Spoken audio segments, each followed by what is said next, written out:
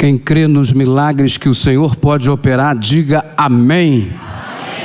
Olha só quão bonito é ver você aqui reunido na casa do Senhor.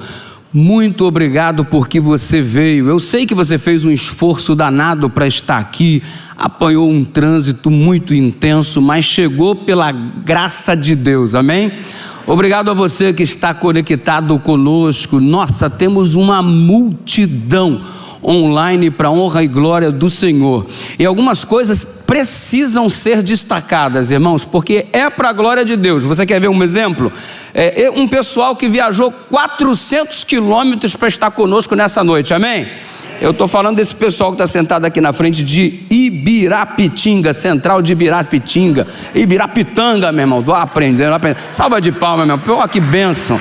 Viajaram 400 quilômetros para estar conosco aqui nessa noite. Deus seja louvado. Obrigado por você, pelo teu esforço. Você quer ver uma outra coisa? Numa zona rural, lá no distrito de Catu, os irmãos estavam sem internet. Uma irmã da igreja Assembleia de Deus emprestou a internet para que o nosso povo estivesse escutando e assistindo a semana de oração. Estou falando do povoado de Paraíba, lá na zona rural, no distrito de Catu. Muito obrigado porque vocês estão conectados. A igreja de Rodelas também está conectada lá na central de Paulo Afonso, e já teve muitas, o pastor me mandou a foto, um montão de gente já se decidiu ao batismo para a honra e glória do Senhor, amém?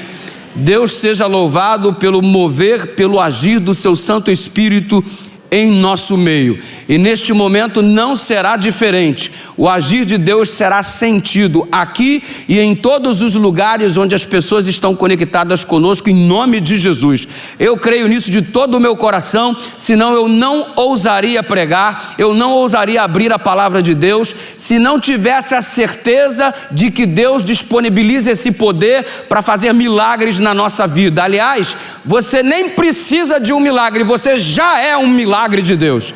Deus seja louvado, especialmente se você acredita nisso. Abra a palavra do Senhor no livro de Gênesis, obviamente, na história lá do José, só que desta vez é o capítulo 40. Gênesis capítulo 40. Nós vamos ler apenas a introdução do capítulo 40, a saber, os primeiros 3 versículos somente. E para você que gosta de informação boa, privilegiada, está se aproximando a Corrida Vida e Saúde. E para você obter informação é exatamente nesse site aí, corridavidaesaude.com. Ali você vai ver que está programado por dia 6 de outubro, uma super corrida aqui em Salvador. Obtenha mais informações, participe, vai ser bênção em nome de Jesus, ok? Eu quero agradecer a todos que estão envolvidos para a realização desta semana de oração. Você não tem noção da mobilização, da infraestrutura que é necessário, e Deus tem sido assim muito honrado pela vida daqueles que estão se dedicando a esta obra para a realização desta semana de oração. Um obrigado especial ao cantor desta noite, que veio lá de Minas Gerais para estar conosco aqui. Deus seja louvado por sua vida e seu ministério, e de todos esses que estão participando a cada noite, a cada reunião. Se isso está deixando você feliz, por favor, diga amém. Beleza. Se tem alguém próximo a você sem a Bíblia nas mãos, chega pertinho dele, chega pertinho dela, em nome de Jesus, para que você possa acompanhar junto com ele, junto com ela, a leitura da palavra do Senhor. E é claro, a gente não pode deixar de lado o nosso boa noite caloroso para todos aqueles que estão nos assistindo, que na verdade é uma multidão, e eu vou contar até 3 e você vai dizer que Deus abençoe você, ok? Aquela promulgação de bênçãos aí fantásticas que o povo de Deus pode emitir. Deus abençoe você. Vou contar 1, 2, 3 e você manda com muita força para a glória do Senhor. 1, 2, 3. Eu tenho certeza que o nosso amigo lá que está conectado conosco na internet ficou muito feliz com essa sua saudação toda especial. Quero ler a palavra do Senhor. Gênesis capítulo 40, verso 1 até o 3, diz assim a palavra do Senhor: passadas estas coisas, que coisas? O episódio da mulher do José, a mulher do Potifar, tendo assediado o José, aquela coisa toda intensa. Passadas estas coisas, e José foi então conduzido à cadeia, e já surge uma pergunta: por que que o Potifar não mandou matar o José? É porque lá no fundo ele não acreditava que José era culpado. Tinha alguma coisa mal contada nesta história. Ele estava com dúvidas e, por conta de ter confiança no José e saber da credibilidade que o rapaz gozava em função de ser um instrumento poderoso nas mãos de Deus, ele, Potifar, não ousou encostar no homem que diversas vezes fora usado por Deus para que a sua casa se tornasse próspera, se tornasse abençoada, como de fato era. Potifar não põe a mão no José para agredi-lo, para surrá-lo, para executá-lo, porque ele acredita na inocência do José, mas precisava manter a aparência, precisava manter uma postura, e diante da dúvida, ele conduz José ao cárcere. E estando no cárcere, é o episódio que conta o capítulo 40, verso 1 em diante. Passadas essas coisas, aconteceu que o mordomo do rei do Egito e o padeiro ofenderam ao seu senhor, o rei do Egito. Indignou-se Faraó contra os seus 2 oficiais, o copeiro-chefe e o padeiro-chefe, e mandou detê-los na casa do comandante da guarda, no cárcere onde José estava preso. Lá foram conduzidos o padeiro-chefe e o copeiro-chefe. O restante da história no capítulo 40 você conhece. Tanto o padeiro-chefe quanto o copeiro, ambos tiveram um sonho. O padeiro sonhou com alguns cestos, 3 cestos sobre a sua cabeça. Um estava mais alto e com uma diversidade de pães fantástica, e as aves do céu vinham comer no cesto que se encontrava na cabeça do padeiro, segundo o seu sonho. O outro sonhou que 3 ramos da videira davam muito fruto. Este fruto era espremido e tornando-se então em suco, e era colocado dentro da taça, e ele servia ao faraó.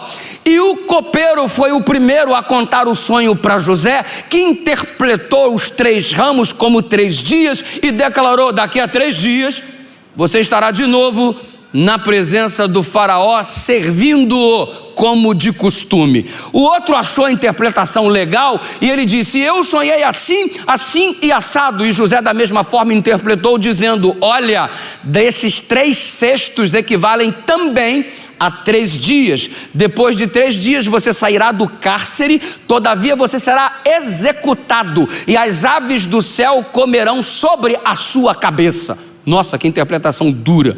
Mas José falou o que tinha que ser falado. Às vezes temos algumas coisas para dizer e ficamos assim na dúvida se vamos nos excusar de dizer aquilo que precisa ser dito.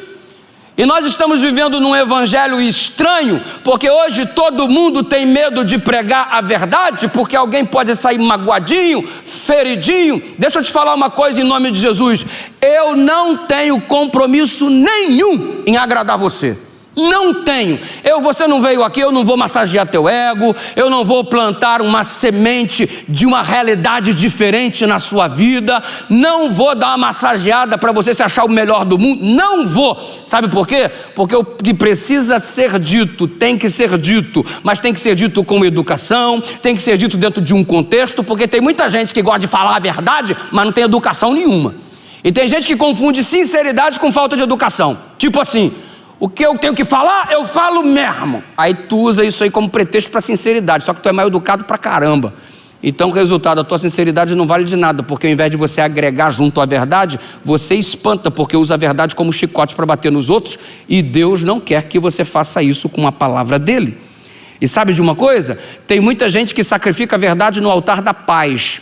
O copeiro precisava ouvir o que ouviu, o padeiro precisava escutar o que escutou. Eu não tenho compromisso de massagear o teu ego ou agradar o seu coração. O que Deus quiser falar nesta noite, Ele vai falar. Se você ficar chatinhodinho ou não, eu não posso fazer nada, mas a palavra de Deus precisa ser pregada em nome de Jesus. E que assim seja. Portanto, eu convido você a segurar a mão da pessoa que está do seu lado, essa mão toda perfumada, toda cheirosa, cheia de Avon, e nós vamos orar. Não é Avon não, né? Você é igreja aqui, comunidade Life, Adventista Life, é gente chique, né? O pessoal só usa coisa importada, Victoria's Secret, Vamos orar. Olha aí, você que chegou aqui encalhadão, está do lado dessa moça bonita, olha a moral que eu já estou te dando, hein? O culto nem começou, você já está sendo abençoado já. Amém, irmãos? Amém. Você que está brigado aí com a dona Maria aí, ó, aproveita aí para se reconciliar, irmão. Vamos orar. Deus eterno, obrigado porque em nossas mãos temos tua palavra mais uma vez. Vamos analisar o episódio em que José estava no cárcere interpretando os sonhos, e daqui ele vai para uma nova realidade, porque ele é conduzido diante da presença do faraó, ele se apronta para isso, revela o segredo dos sonhos contados por faraó, interpreta o mesmo, e grandes coisas acontecem. José experimenta no capítulo 40 uma virada na vida, e muitos de nós chegamos aqui precisando de uma virada. Estamos numa perspectiva de derrota, estamos numa perspectiva de prisão, estamos numa perspectiva de tragédia, e precisamos que algo aconteça vindo do teu trono de graça. Precisamos de ordens dadas pelo Senhor aos teus anjos a nosso respeito, para que tenhamos a possibilidade de experimentar uma virada de 360 graus na nossa vida, e que seja para a tua honra e a tua glória. E se para isso o Senhor precisa falar algo de modo mais enfático ao nosso coração, que vai mexer com a nossa estrutura, que vai abalar o nosso presente, por favor, Senhor, não se excuse e fale aqui o que o Senhor quiser para a honra e glória do teu nome.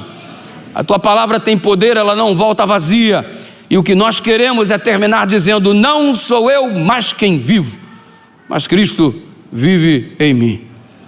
Se precisa apanhar esse nosso coração e apertá-lo bastante para que o ego caia na lata do lixo, por favor, faz isso, ó Deus. Mas opera milagres em nossa vida nesta noite, para a tua honra e a tua glória. O teu povo ora em nome de Jesus e também diz: amém. Deus possa abençoar você. José estava no cárcere, já haviam se passado aproximadamente 2 anos.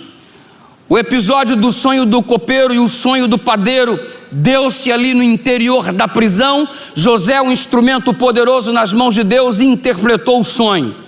Existem muitos registros de sonhos na Bíblia, e isso é muito bom, porque Deus se comunica através dos sonhos.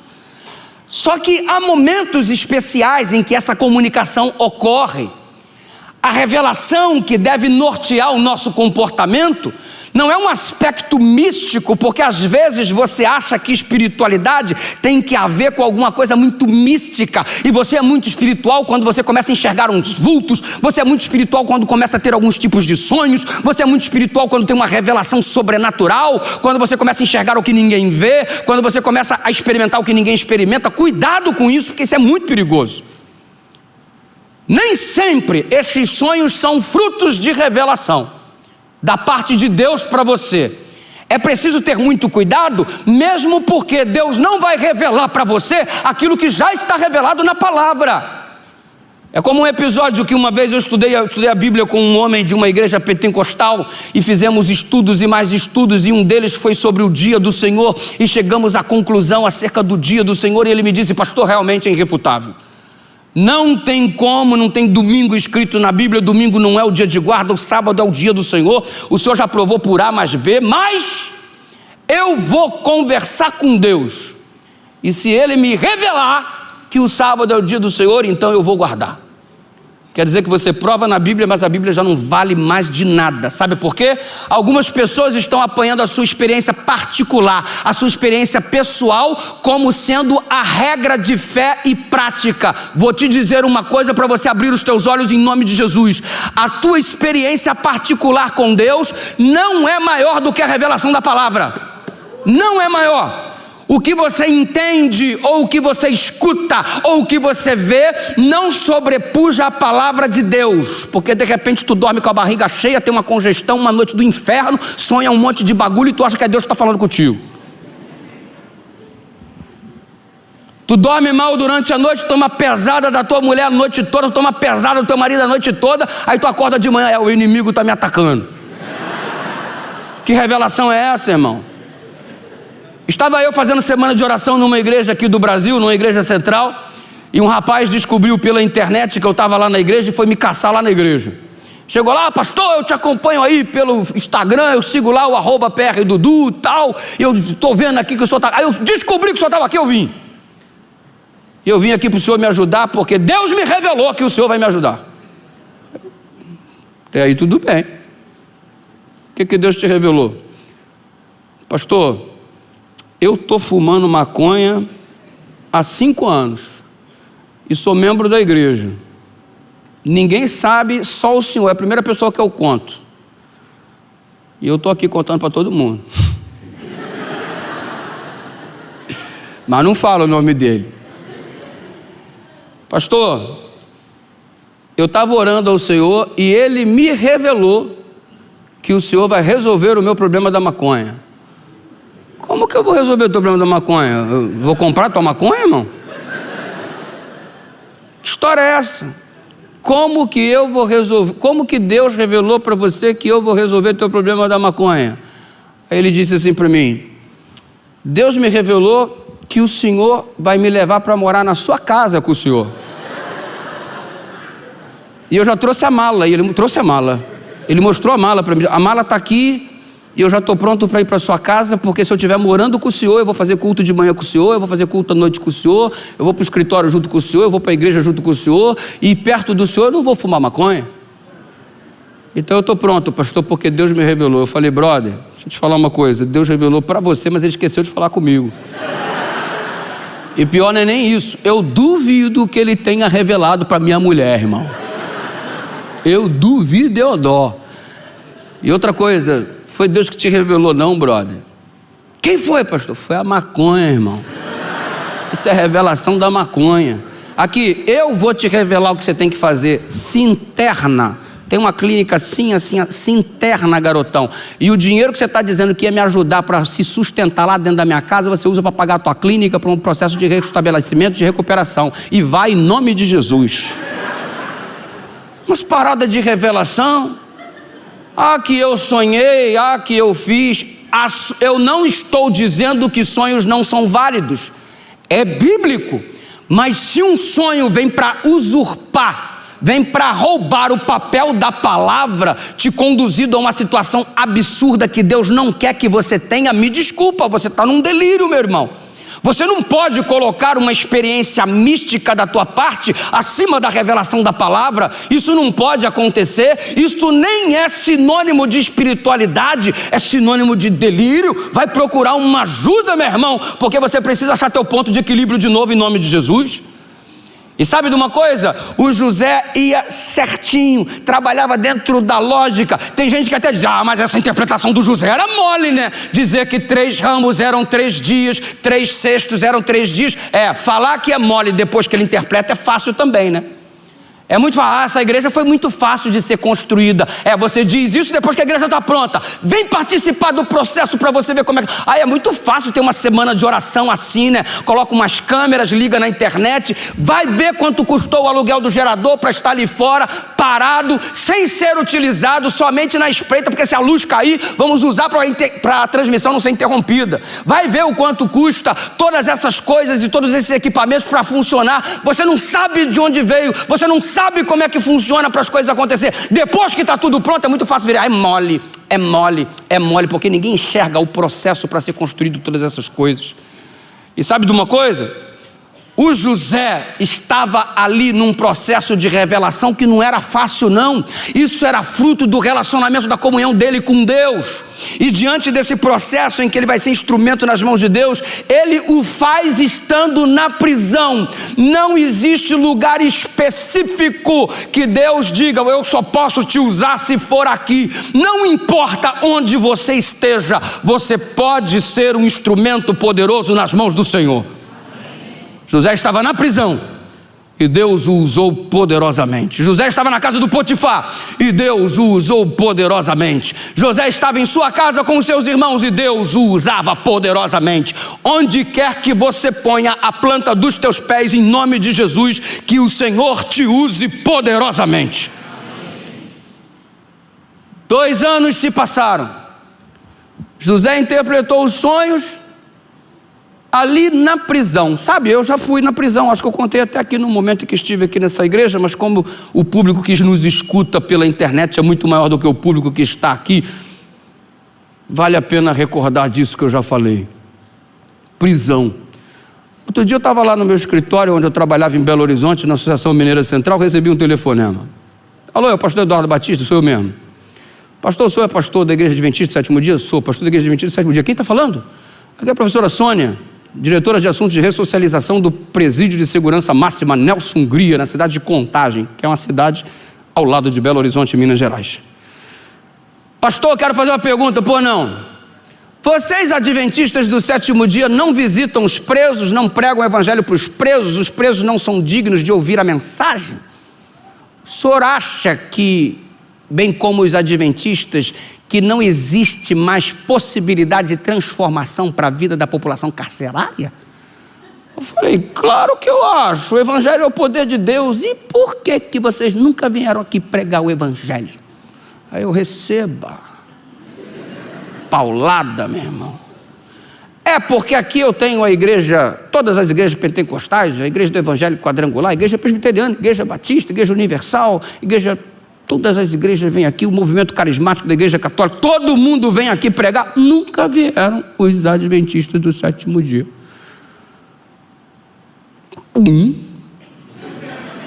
Pastor, quero te fazer um convite. O senhor pode vir aqui pregar? O senhor é pastor de jovens, eu tenho 2.200 jovens presos.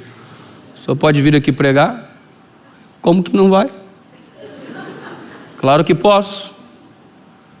E fui, fiz o cadastro, passei no processo de revista, e eram diversos pavilhões, e me escolheram o pavilhão 7, para que eu pudesse pregar. Fui lá. O pavilhão 7 era o pavilhão do bom comportamento, do pessoal gente boa. Eu entrei lá para pregar porque ela me disse que não era bom eu começar o meu ministério na prisão nos outros pavilhões, que eu corria o risco de virar refém. Aí eu falei, muito bom que eu comece pelo 7. 7 é número de Deus, 7 é número bíblico, é o sétimo dia, os 7 selos, 7 trombetas, é tudo 7, eu vou no 7 mesmo. E fui lá para o pavilhão 7, o carcereiro me acompanhou, saiu abrindo todas aquelas grades, e o momento da pregação era o momento do banho de sol. A galera estava no pátio assim, todo mundo jogando futebol, e o cara virou para mim, aqui que o senhor vai pregar, aqui aonde? Aqui, enquanto eles jogam bola, o senhor prega. Eu falei, mas como que eu vou pregar com ele jogando bola, tá doido? Aí ele virou para mim assim, o senhor quer interromper o futebol? Aí eu falei, irmão, se interromper futebol de crente quase já dá morte, você imagina se eu tentar parar o futebol da rapaziada aqui do pavilhão 7, embora seja a galera do bom comportamento. Tem alguma outra alternativa? Tem. Chama lá o coordenador do futebol. E o cara foi chamar o coordenador do futebol e veio o ex-goleiro do Flamengo, Bruno. Chegou, aí eu me apresentei, sou o pastor Eduardo, recebi o convite assim assado, vim aqui para fazer a série de pregações todas as quintas-feiras, se você permitir e tal. Ele interrompeu o futebol, reuniu as cadeiras lá, chamou todo mundo e a gente começou a fazer culto lá toda semana, toda quinta-feira, encerrou o futebol e foi só culto. E eu gostei da experiência, mas teve algumas coisas assim que marcaram. Exemplo. Eu estava pregando lá para a população carcerária, estavam sentados assim no pátio, e enquanto eu pregava, o cara levantou a mão lá atrás. Pastor! Eu, pô, não. O senhor é adventista do sétimo dia, não é? Eu, isso, Jô. Falei, sou. Eu também sou, pastor. Eu tá fazendo o que aqui, irmão? Tu não é adventista não, irmão, tu é afastado. Fala assim, eu sou afastado, pastor, senão tu queima o filme, irmão. Giovanni, e não é que eu conversei assim com o Giovanni, toda semana a gente trocava maior papo, antes da programação e depois da programação. Hoje o Giovanni está fora da prisão e reconstituiu sua família, rebatizou, está firme na igreja lá em Vila Velha, no Espírito Santo. Deus seja louvado pela vida do Giovanni. Para mim, o Giovanni é o motivo pelo qual Deus me conduziu para aquele lugar. Para mim foi isso, o resultado visível foi esse, o invisível só no céu. Mas um outro episódio aconteceu, porque à medida que eu estava lá toda semana pregando, os presos, eles escolhem entre eles alguém para ser o pastor deles. Por quê? Porque eles precisam ter um pastor, porque se aceitarem a Jesus, reduz a pena, porque ele é caracterizado como preso de bom comportamento. Então o que mais facilmente acontece na prisão é todo mundo aceitar Jesus. Se você fala assim, quem aceita Jesus? Porque o cara passa a ser o cara do bom comportamento, e aí reduz a pena gradativamente. Então eu tinha até uma certa dificuldade para fazer o apelo, porque geral aceitava, os caras queriam batizar no mesmo dia, irmão. Pessoal de coração acessível, né? Você que fica aí endurecendo seu coração, não atende o apelo, menino, vou te botar na cadeia, ver se você amolece. Não, pastor, eu batizo. Beleza, então, abre o teu olho. Mas aí, o pastor deles veio me procurar. Quero me apresentar para o senhor. Pois não, eu sou o pastor aqui do pavilhão 7. Aí eu, moral do pastor? Sou o pastor aqui do pavilhão 7. Eu falei, muito prazer, pastor. Não quero que você venha mais aqui. Por quê? Porque o pessoal não quer mais assistir meus cultos, só quer assistir os teus. E eu estou achando que tu está acabando com o meu rebanho. E eu não quero mais que você venha aqui, não. Eu falei, pastor, eu vou vir sim, porque é o acordo que eu tenho com a administração do presídio. Não, tu não vai vir mais não, irmão. Pastor, eu vou sim. Não vai não. Vou sim, pastor. Tu não vai. Aí eu falei, eu vou. Quem que era o cara? Escolheram o cara para ser o pastor da igreja. Eu perguntei pro carcereiro, cara, por que esse cara é o pastor da igreja? Como é que é essa história aí? Um pastor e tal, e o pastor está preso. Não, ele era assaltante de banco, ele tinha uma quadrilha, pela facilidade dele de gerenciar pessoas, ele é o pastor. Bacana esse critério aí. E ele falou, não vem mais não. Eu falei, vou vir sim. Aí ele virou para mim e disse assim, então eu vou desmascarar você. Eu, como assim? Tu é adventista do 7º dia, da seita. Vou falar para todo mundo que tu é seita. E eu quero desafiar você para um debate. Vai debater comigo? Vamos. Que assunto que tu quer? Ele, dom de línguas e batismo do Espírito Santo. Eu, no problem for me. The next week I will stay here together with you. Aí ele falou, o quê? Dom de língua, batismo do Espírito Santo. Tu não tem não, irmão? Aí ele falou, não é desse dom de língua que eu estou falando. A Bíblia fala de línguas inteligíveis, línguas existentes, não é língua de doido não. Vamos debater então, semana que vem estamos juntos. Aí a notícia que corre no presídio é de um modo diferenciado. A notícia correu assim, os crentes vão brigar. Foi o culto mais cheio de todos os tempos. Todo mundo parou tudo para ver a briga dos crentes. Só que o cara não veio, ficou dentro da cela, porque de alguma forma Deus disse para ele que não era para brigar comigo. Graças a Deus, não queria briga mesmo, mas eu aproveitei que estava a galera, nesse dia eu fiz apelo para a galera aceitar Jesus. Se aceitaram de coração ou não, foi só para diminuir pena, eu não sei, mas que geral aceitou Jesus, amém. Eu não julgo o coração de ninguém. Por que eu estou te contando essa história? Porque eu estive ali durante alguns meses e eu vi duas cenas que me marcaram muito. Uma, a chegada de um preso condenado. Aspecto de morte, de destruição. Ele não ergue a cabeça, ele chora, ele está entrando para o caos. A vida dele acabou. Mas também vi a cena de um indivíduo no dia da libertação.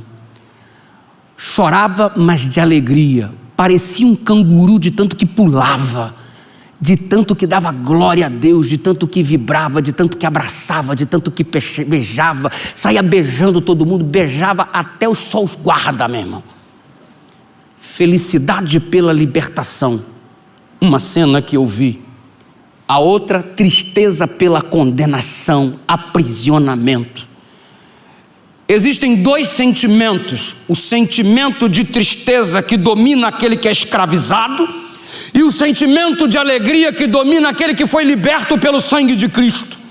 Eu não sei se você chegou nesta noite, neste templo, eu não sei se você chegou diante desta câmera, na internet, desta tela, desta projeção, para assistir esse sermão, nesta semana de oração, cabisbaixo, abatido, arruinado, porque você de alguma forma está aprisionado, mas eu posso te dizer pela fé e pelo poder do sangue de Jesus, que você pode sair daqui feliz pela libertação que você vai experimentar. Porque ele, Cristo, tem uma capacidade extraordinária de romper os grilhões. Ele faz dar uma virada.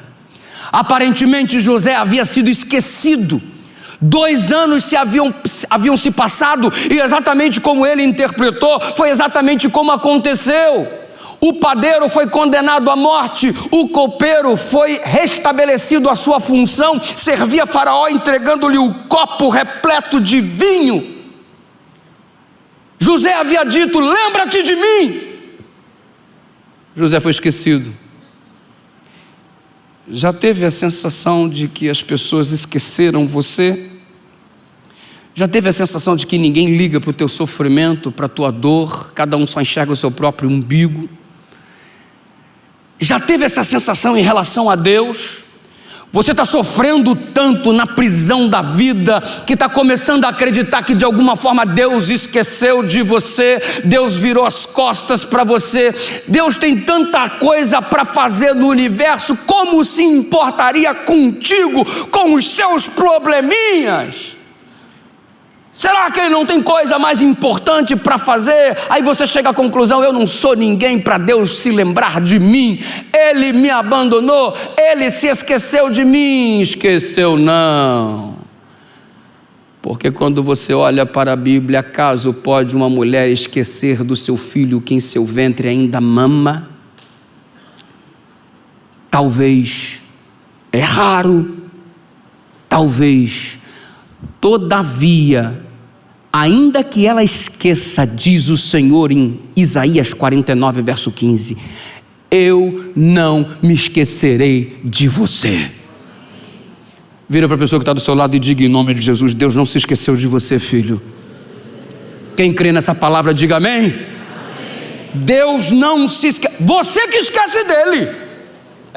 Tu recebe o teu salário no final do mês e esquece de tirar o que é dele, esquece de dar uma oferta para ele. Você esquece de Deus quando você se levanta feito um cavalo, não faz uma oração, não lê a palavra, não estuda a lição, não se alimenta do maná. Você se esquece de Deus porque lembra de tudo quanto é lugar, mas despreza a opção de vir à casa do Senhor. Muitas vezes você se esquece de Deus porque, ao invés de buscar em primeiro lugar o reino dos céus e a sua justiça, para que todas as demais coisas sejam acrescentadas, você busca todas as demais coisas e deixa sempre o reino de Deus por último.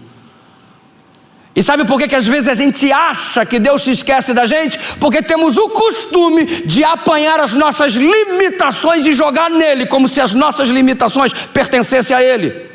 Eu me esqueço, aí eu acho que Deus esquece também. Eu tenho dificuldade de perdoar, aí eu acho que Deus também tem dificuldade de me perdoar. Ei, os meus problemas não fazem parte da natureza divina. Se você tem dificuldade de perdoar, Deus não tem. Se você tem facilidade para esquecer, Deus não esquece. Se você não o prioriza, Ele prioriza você.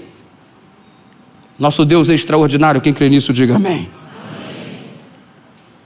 Nós esquecemos das coisas. Talvez seja por isso que tantas vezes ele diz: lembra-te do dia de sábado para o santificar, porque você vai esquecer. Lembrai-vos da mulher de Ló, disse Jesus. Lembrai-vos do que disse o profeta Daniel, declarou o Senhor. Lembra, porque nós somos esquecidos.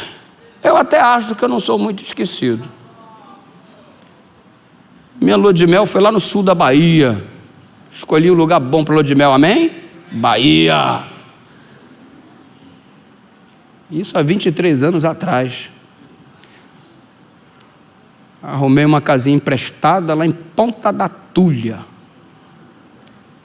Um lugarzinho que se junta com o rio se junta com o mar. Desertão. E eu com a minha lourinha, passeando na praia, finalzinho da tarde, só eu, ela e o mar e o céu e as estrelas que começavam a aparecer. Oh glória! Amor, oi, precisava dar um telefonema para minha mãe, para saber como é que estão as coisas. Pois não. Depois de caminhar bastante, atravessamos o rio, continuamos caminhando. Subimos lá no calçadão, ela pegou o orelhão, na época era orelhão, está lá falando com a mãe dela. Oi, mãe, o Eduardo é maravilhoso e tal. Pela fé, né, irmão?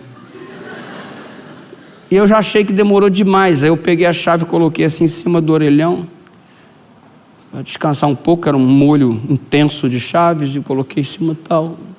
E ela conversa. Depois que ela terminou, viramos as costas, voltamos e tal, e fomos embora. Quando chega lá no portão, eu virei para ela: amor, me dá a chave aí. Ela: que chave? A chave da casa que ficou contigo? Ela: não, ficou com você. Não, ficou contigo. Não, a chave foi com você o tempo todo. No momento que não estava comigo. Não, eu tenho certeza que eu entreguei para você. Não, você não entregou para mim, não. Tenta lembrar de onde que estava a chave. Eu, na minha mão, estava rodando ela assim. E onde que você colocou a chave? Eu, em cima do orelhão. Vai lá buscar. Aí eu saí correndo, feito desesperado. Ela ficou aguardando lá na porta da casa. O nível do riozinho já estava mais alto. Eu passei voadão, corri, deserto. Fui lá, peguei a chave. Aí voltei correndo. O nível do rio estava mais alto ainda. Atravessei aquele negócio: deixa eu morrer, não, Senhor, deixa eu morrer, não. Aí atravessei, cheguei em casa com a chave. Ela estava lá quietinha, tudo escuro já. E cheguei cansadão, mano, mortão, língua pra fora. Ela falou assim: tá cansado, amor? Eu na lua de mel, meu irmão? Tô não, amor. Puxa, de boa. Como é que eu esqueço a chave, irmão? Como é que eu esqueço a chave? Mas se fosse isso, estava bom. Eu não estava dirigindo em Niterói, no Rio de Janeiro, um tempo desse, quando eu era pastor lá, e estou vendo o trânsito inteiro se mobilizando em torno da minha pessoa. O vidro fechado, o ar ligado. Esse povo tá doido. Povo maluco, mano. Os cariocas estão tudo doido. O outro buzinava. É porque eu havia parado, estacionado. A esposa desceu para conferir alguma coisa, não era o lugar, ela voltou para o carro, eu voltei. Só que quando eu tinha estacionado e aberto o carro, eu tinha colocado a carteira, o celular e mais algum objeto em cima do carro. Esqueci que tinha colocado em cima do carro, entrei no carro e a galera toda se mobilizando para me avisar que haviam coisas em cima do carro. Mas eu não sou esquecido. Porque uma vez, saindo de casa muito apressado, eu estava falando ao celular e perguntei para minha esposa: cadê meu celular? Já procurou o óculos na sua cara, irmão? Já aconteceu contigo? Mas o pior episódio foi quando um dia, muito intenso de trabalho, a minha esposa pediu: leva o seu filho com você, ele está com saudade de você.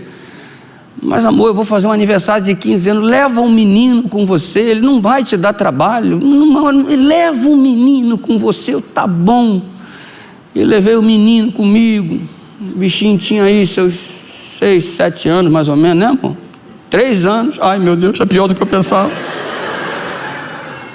3 anos, festa de 15 anos, um colégio, um ginásio, preguei, fez aquela coisa toda. E meu moleque brincando lá no playground, tô feliz da vida, entrei dentro do carro, voltei para casa.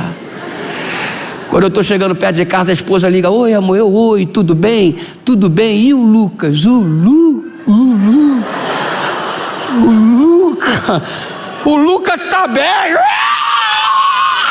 Mano, dei um rabo de arraia naquele carro velho que eu tinha, saí voado para chegar lá no aniversário. Estava lá meu filho brincando no playground. Eu: filhinho, papai não esquece de você. Vamos para casa.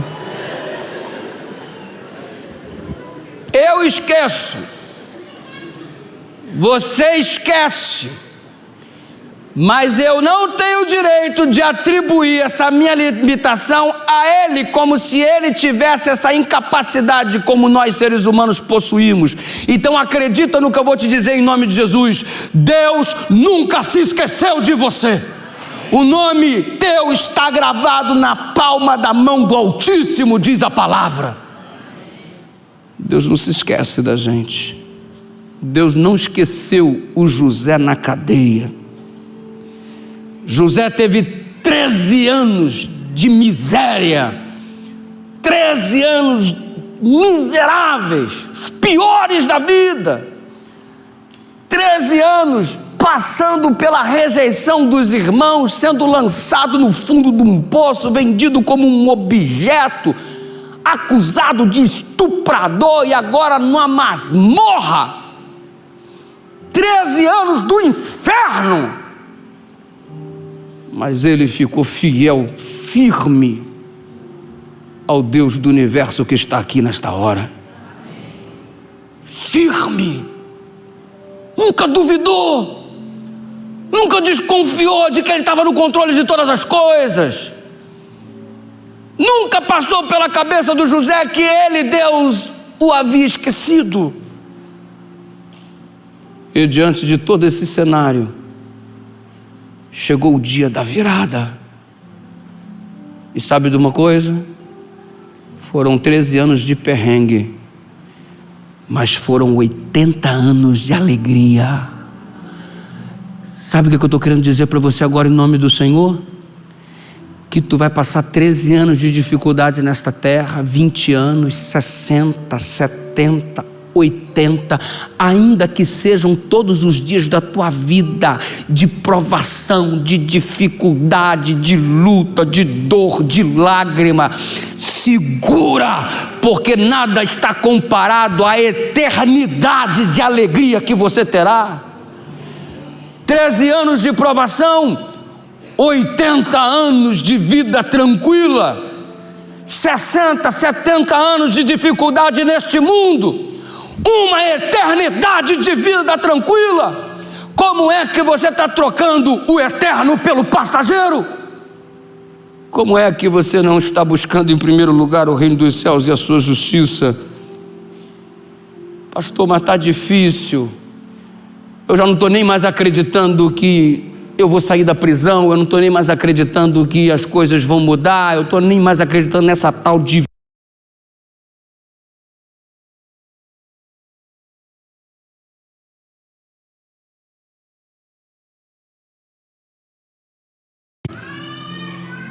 contou a história triste dela. Olha, eu sou viúva,